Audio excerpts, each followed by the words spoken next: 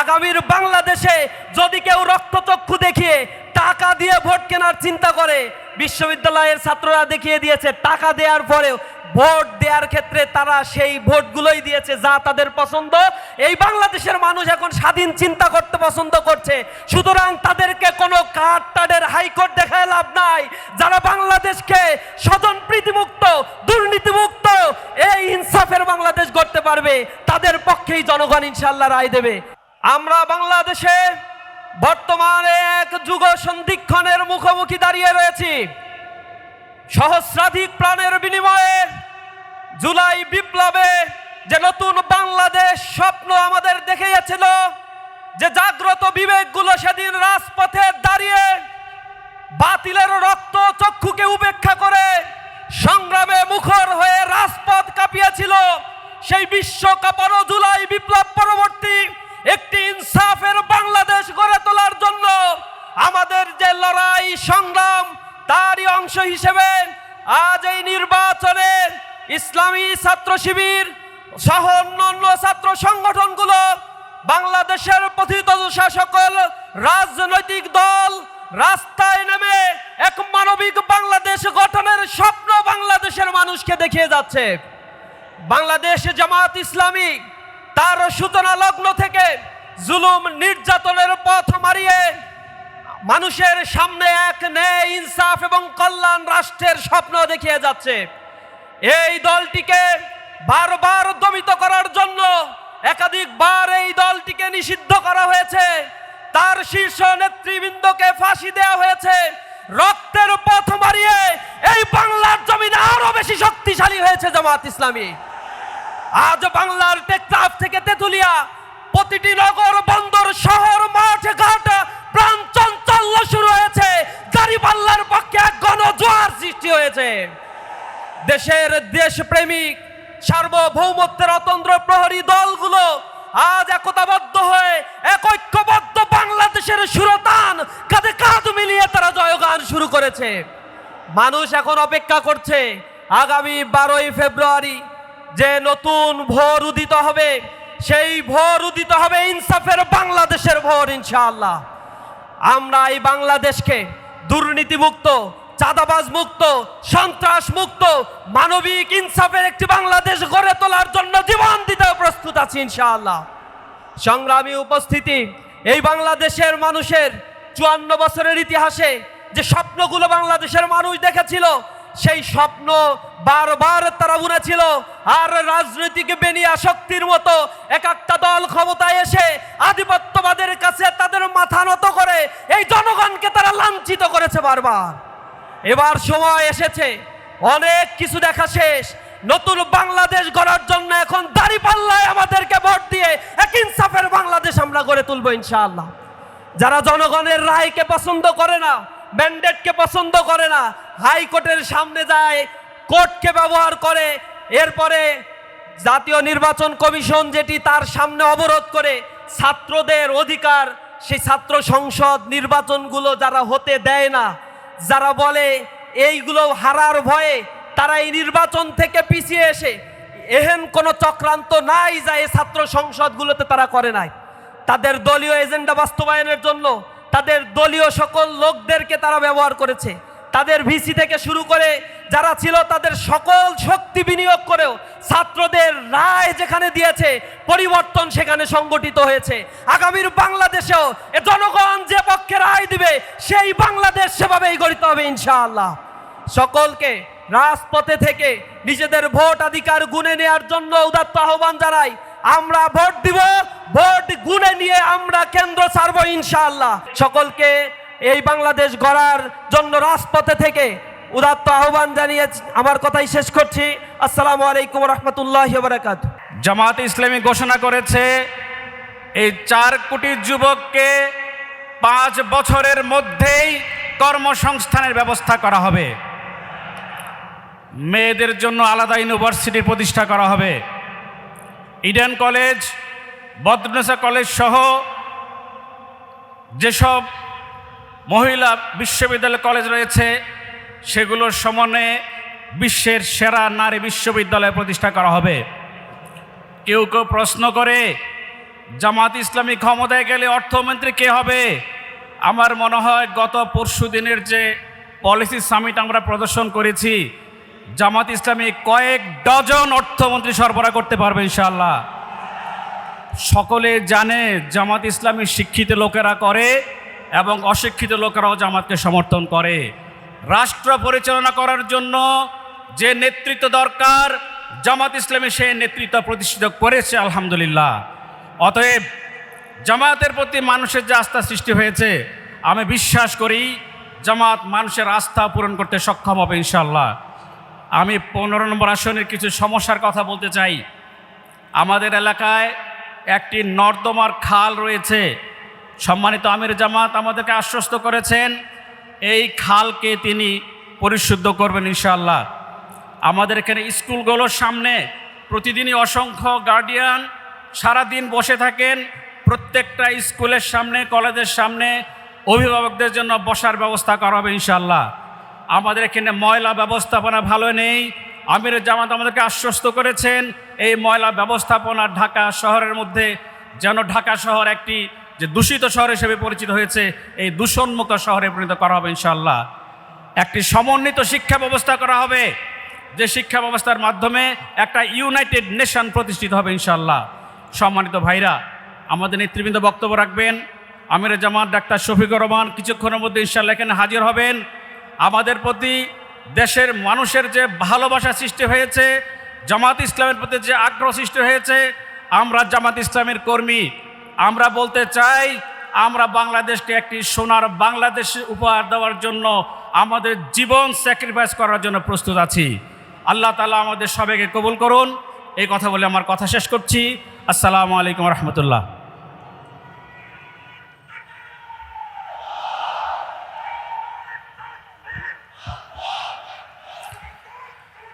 সংগ্রামী উপস্থিতি, আজকের এই জনসভায় এ পর্যায়ে বক্তব্য রাখবেন বাংলাদেশ শ্রমিক কল্যাণ ফেডারেশনের সংগ্রামী কেন্দ্রীয় সহসভাপতি জনাব লস্কর মোহাম্মদ তাসলিম।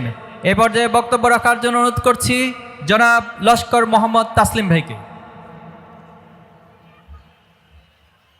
আউযু বিল্লাহি মিনাশ শাইতানির রাজিম। বিসমিল্লাহির রহমানির রহিম। আলহামদুলিল্লাহি রাব্বিল আলামিন। আসসালাতু ওয়াসসালামু আলা সাইয়্যিদিল মুরসালিন ওয়া আলা আলিহি ওয়া সাহবিহি আজমাইন। আজকের এই প্রথম নির্বাচনী সমাবেশের 2026 সালের প্রথম নির্বাচনী সমাবেশের সম্মানিত সভাপতি, উপস্থিত সম্মানিত অতিথিবৃন্দ, সম্মানিত কাফরুল মিরপুরের এলাকাবাসী, আসসালামু আলাইকুম ওয়া রাহমাতুল্লাহি ওয়া বারাকাতুহু। সম্মানিত উপস্থিতি, আমরা আল্লাহর শুকরিয়া আদায় করছি শহীদ মীর কাশেম আলীর গড়া এই কাফরুল মিরপুর 15 আসনে আমরা জামাত ইসলামের সম্মানিত আমির, বিশ্বনন্দিত মানব দরদী নেতা জনাব ডাক্তার শফিকুর রহমানকে আমরা প্রার্থী হিসাবে পেয়েছি। আমাদের দায়িত্ব হবে এরকম একজন প্রার্থীকে বিজয়ী করে আনার জন্য সকলে সর্বাত্মক প্রচেষ্টা করা। সম্মানিত ভাইয়েরা,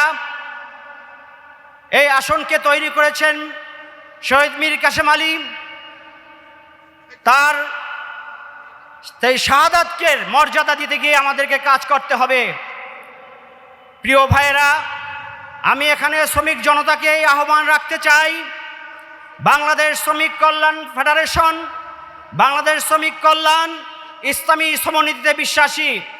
আমরা শ্রমিকের সমস্যার সমাধান ইসলামী সমন্বিতের মাধ্যমে চেয়ে থাকি। আমরা মনে করি বর্তমান শ্রমিকরা নির্যাতিত, নিপীড়িত, নিষ্পেষিত, শোষিত, এর সমাধান একমাত্র ইসলামী সমন্বিতের মাধ্যমে সম্ভব। যুগে যুগে ঐতিহাসিকভাবে শ্রমিকরা জীবন দিয়েছে, আদর্শের জন্য লড়াই করেছে। রসুলের আন্দোলনে আমরা দেখেছি তার আশেপাশে শ্রমিক ছিল।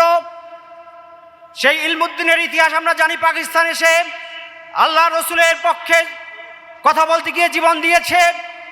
আমরা 47-এর আন্দোলনে দেখতে পাই শ্রমিকরা জীবন দিয়েছে, 71-এর যুদ্ধে আমরা দেখতে পাই শ্রমিকরা জীবন দিয়েছে, জুলাই আন্দোলনেও দেখতে পাই ছাত্ররা নেতৃত্ব দিলেও বেশিরভাগ শ্রমিকরা জীবন দিয়েছে। সুতরাং শ্রমিকের অধিকার আদায়ের জন্য আমাদেরকে ইসলামী সম্মতি পাওয়ার জন্য এই ইসলামী ব্যক্তিত্ব ডাক্তার শফিকুর রহমানকে আমাদেরকে জয় করতে হবে। আপনারা রাজি আছেন? আমাদের সকলকে ভোট কর্মী হতে হবে। শ্রমিক জনতাকে সাথে নিয়ে ইনশাল্লাহ আমরা দাঁড়িপাল্লার বিজয়ে নিয়ে আসবো ইনশাল্লাহ। আল্লাহ আমাদের তৌফিক দান করুক। সুবহানাকা আল্লাহুম্মা বিহামদিক আশহাদু আল্লা ইলাহা ইল্লা আনতা আস্তাগফিরুকা ওয়া আতুবু ইলাইক। আসসালামু আলাইকুম ওয়া রাহমাতুল্লাহি ওয়া বারাকাতুহু।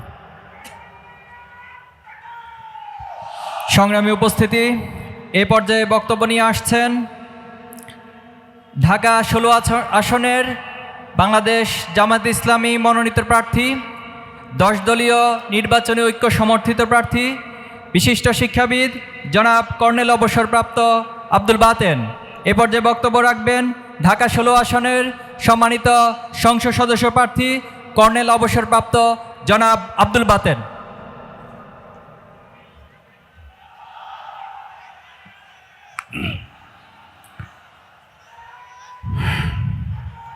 বিসমিল্লাহির রহমানির রহিম। আলহামদুলিল্লাহি রাব্বিল আলামিন। আসসালাতু ওয়াসসালামু আলাইকা ওয়া রাসূলিহিল কারীম ওয়া আলা আলিহি ওয়া আসহাবিহি আজমাইন। ঢাকা 15 আসনের নির্বাচনী সমাবেশের সম্মানিত সভাপতি, আজকে এই সমাবেশে উপস্থিত থাকবেন বাংলাদেশের মানুষের হৃদয়ের স্পন্দন, বাংলাদেশ জামায়াতে ইসলামীর সম্মানিত আমির ডাক্তার শফিকুর রহমান। এই মুহূর্তে উপস্থিত আছেন বাংলাদেশের জাতীয় নেতৃবৃন্দ, বিশিষ্ট ব্যক্তিবর্গ, সাংবাদিকবৃন্দ এবং সামনে ভবিষ্যৎ ভাই ও বোনেরা, আসসালামু আলাইকুম ওয়া রাহমাতুল্লাহ। আমরা সকলেই অবগত আছি, বিগত জুলাই 24-এর আন্দোলনের মধ্য দিয়ে বাংলাদেশের মানুষের মধ্যে একটি আকাঙ্ক্ষার সৃষ্টি হয়েছিল। সে আকাঙ্ক্ষা হলো একটি নিয়মতান্ত্রিক শাসন ব্যবস্থার প্রবর্তন। কিন্তু আমরা বিস্ময়ের সঙ্গে লক্ষ্য করেছি সেই আকাঙ্ক্ষা অনেকটাই ফিকে হয়ে যাওয়ার অবস্থা হয়েছে। কিন্তু আমাদের সামনে সুযোগ আছে, আগামীতে যে নির্বাচন হবে, এই নির্বাচনের মধ্য দিয়ে যদি আমরা সঠিক রায় দিতে পারি, এই নির্বাচনের মধ্য দিয়ে যদি আমরা জুলাই সনদের পক্ষে রায় দিতে পারি, যদি আমরা সংস্কারের পক্ষে রায় দিতে পারি, তাহলে আমাদের যেটা চাওয়া ছিল ভবিষ্যতে নিয়মতান্ত্রিক উপায়ে সরকারের পরিবর্তন হবে, নিয়মিত যদি জনগণ তাদের পছন্দের সরকারকে ক্ষমতায় পাঠাতে চায়, তাহলে দেশের উন্নয়ন হবে, তাহলে সকল প্রকার নিয়ম বন্ধ হবে। যদি সংবিধান সংশোধন হয়, যদি সঠিকভাবে জুলাই সনদের আলোকে বিচার বিভাগ গঠিত হয়, জুলাই সনদের আলোকে নির্বাচন কমিশন গঠিত হয়, জুলাই সনদের আলোকে দুর্নীতি দমন কমিশন গঠিত হয়, তাহলে আমরা মনে করি সুশাসন আমাদের হাতের নাগালের মধ্যে চলে আসবে। কাজেই আগামী যে নির্বাচন, এই নির্বাচন একটি সাধারণ নির্বাচন নয়, এটি আমাদের জাতীয় জীবনের ক্ষেত্রে একটি বাক পরিবর্তনকারী নির্বাচন। এই নির্বাচনের মধ্য দিয়ে আমাদেরকে হা ভোটকে জয়যুক্ত করতে হবে এবং একই সঙ্গে জুলাই সনদের পক্ষের শক্তিকে দেশ শাসনের সুযোগ দিতে হবে। যদি আমরা ব্যর্থ হই, তাহলে আবার আমরা 50 বছর পিছিয়ে যাব, আবার স্বৈরাচারী শাসনের সুযোগ হবে, আবার আধিপত্যবাদের কালো থাবা প্রসারিত হবে। কাজেই প্রিয় ভাইয়েরা, আসুন আমরা শপথবদ্ধ হই। আমরা নিজেরা তো বটেই, আমাদের আশেপাশে যারা আছে, আত্মীয় স্বজন, বন্ধুবান্ধব, প্রতিবেশী, সকলের কাছে আমরা এই বার্তা পৌঁছে দেই। এই আগামী নির্বাচন জাতীয় জীবনের ক্ষেত্রে একটি খুবই গুরুত্বপূর্ণ নির্বাচন। এই নির্বাচনের মধ্য দিয়ে জুলাই আন্দোলনের পক্ষের শক্তিকে ক্ষমতায়নের মধ্য দিয়ে আগামী যাতে দেশ স্বৈরাচার মুক্ত হয়, আদিবাদ মুক্ত হয়, সকল দুর্নীতি মুক্ত হয়, গুম খুন মুক্ত হয়, সেই পথকে আমাদের প্রশস্ত করতে হবে। এই আহ্বান জানিয়ে আমি আমার বক্তব্য শেষ করছি। আল্লাহ হাফেজ।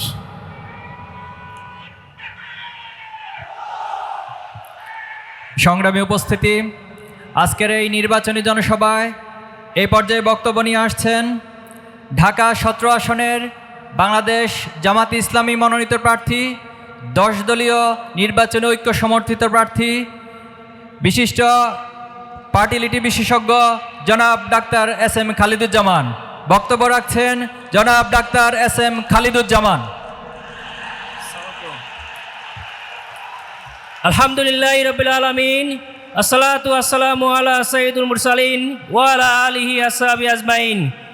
আজকের এই নির্বাচনী ট্রেনের ঐতিহাসিক জনসভার সম্মানিত সভাপতি, অন্যান্য অতিথিবৃন্দ এবং আজকের অনুষ্ঠানের সম্মানিত প্রধান অতিথি, যিনি বাংলাদেশকে পেরিয়ে উপমহাদেশকে ছাড়িয়ে বিশ্বের মুসলিম উম্মার একটি অভিভাবকে পরিণত হয়েছেন, ডাক্তার শফিকুর রহমান, যিনি আগামীর প্রধানমন্ত্রী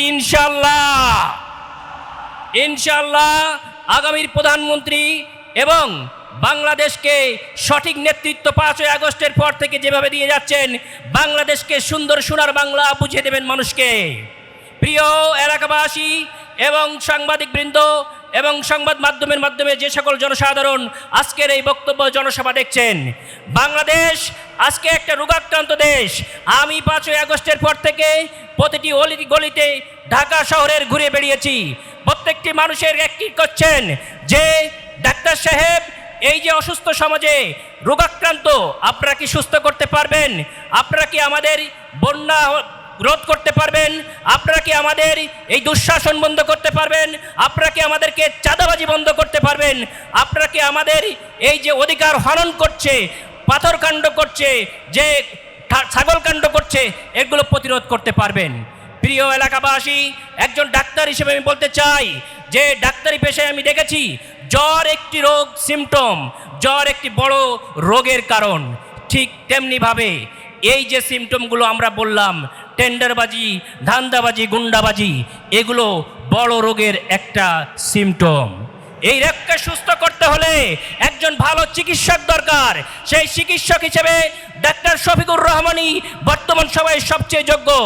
আমি গেল 10 বছর সন্তানের মতো তার পিছনে থেকে দেখেছি কিভাবে সন্তানকে লালন করতে হয়, কিভাবে মাকে ভালোবাসা দিতে হয়, কিভাবে বোন এবং ভাইকে তার অধিকার বুঝে দিতে হয়।